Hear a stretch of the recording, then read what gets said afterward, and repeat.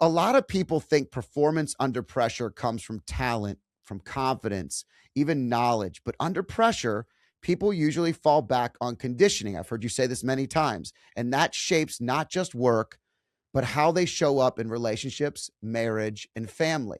I want you to walk our listeners through what you mean by conditioning. Oh, this is such a good one.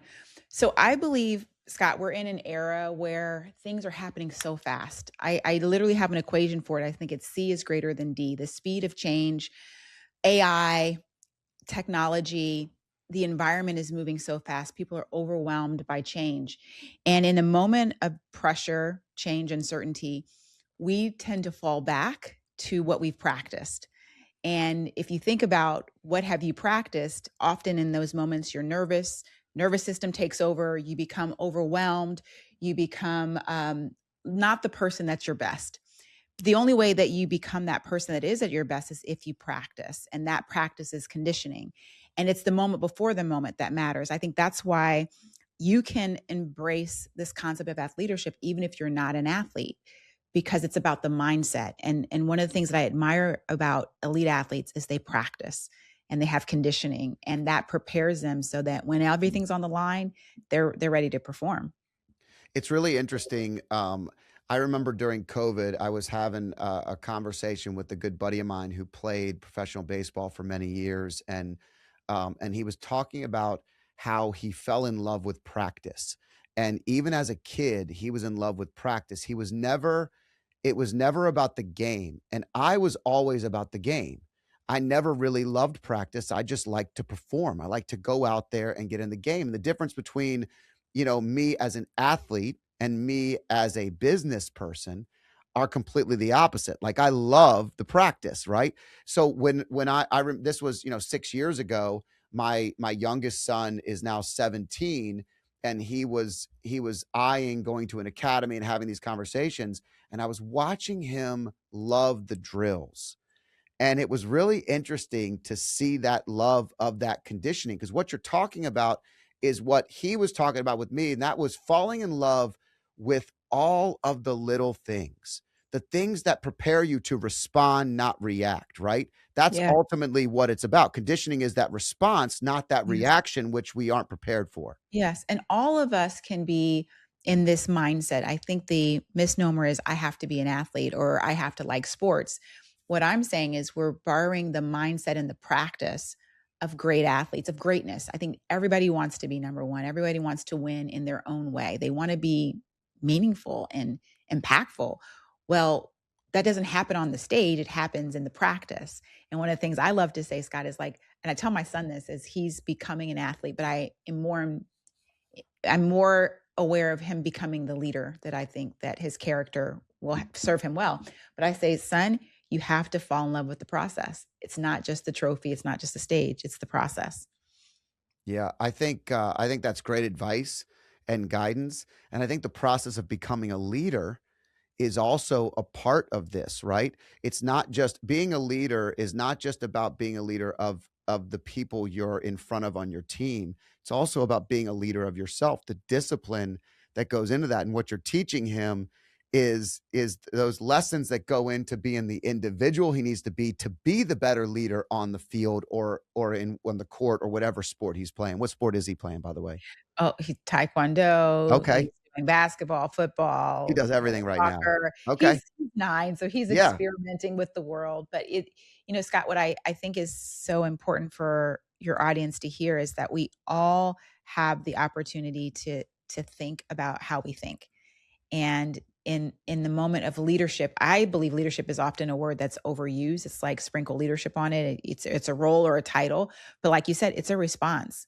So when life hits you, how do you hit back? Like, and that was my own challenge. Was I was thinking the answer to becoming a better leader was outside of me, and I didn't realize until I went through this process that it really was about how I am going to become the leader the moment demands. It requires my own practice, requires my own conditioning. And that changed everything for my world when I started to see it that way.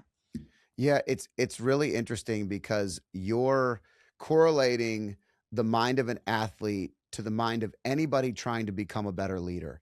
And what really is true is that we can look at athleticism and say, okay, we know we have to practice these things. If I want to get into shape, I've got to get up, I've got to be disciplined, I have to eat the right foods, I have to follow a recipe.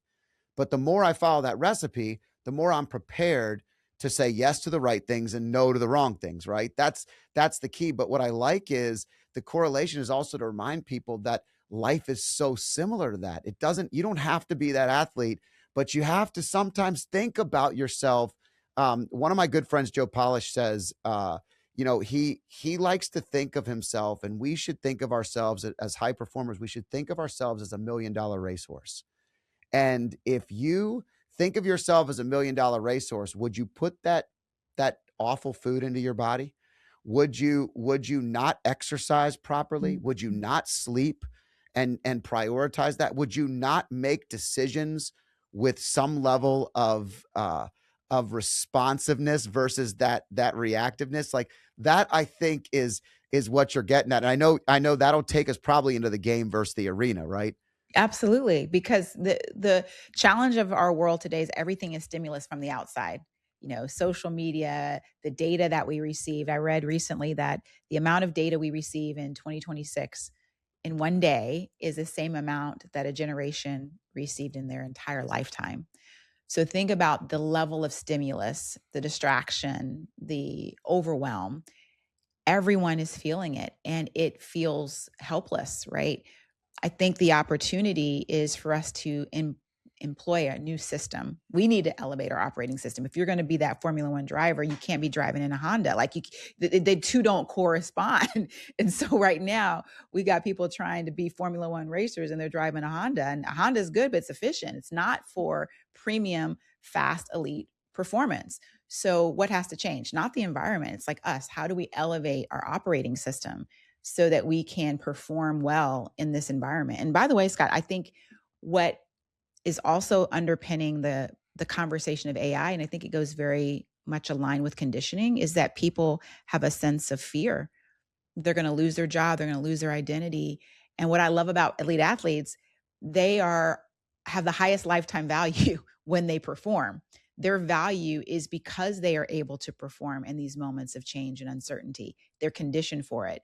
So if we want to be conditioned for this moment so that we can get our highest value as performers, we have to change our operating system. And that internal operating system is how we think, how Yeah. we talk to ourselves. I was talking to a friend of my son's last night who's a golfer, and they played earlier in the day, and he's very very good, and he was talking about how good he was playing, and then my son made the comment that he was really hard on himself, and I said, "Uh oh, is your self talk bad?" And he goes, "Oh, it's pretty bad." And I said, "Well, if he noticed it, then that means that whatever you're saying on the external is way worse on the internal. So Oh yeah. once you flip that, you could change everything in front of you. Your game can go from good to great and great to professional. Yes. Yeah. But it's all about that inner game, right? It is, and no, and we don't talk a lot about it. I call it the arena, and for me, I mean, just be very transparent with you. I was, talking about preparing. I think I was preparing for a keynote, and I was thinking a lot of things come to me when I'm running or in the shower, and I was thinking, and I said, people do business with people they know, like, and they trust. And I said, but Melissa, do you know yourself? Do you like yourself? And do you trust yourself? Like, you got to ask yourself those questions. And sometimes the answer was no, because my self talk wasn't trusting my instinct. My self talk was, I don't like this about how you look, or I don't like this about how you do these things. And I started to realize I was tearing myself down from the inside. So I have no chance when I confront the world that's coming at me in all the ways telling me who I should be, what I should think, how I should decide. So I said, no, I got to change this arena. I got to change that. I like myself. I do value who I am, and I do have the ability to make the decisions that are going to change my outcome. That changes everything. And so I think that people have to feel that they can be empowered in this moment. Feel like, Isn't it yeah.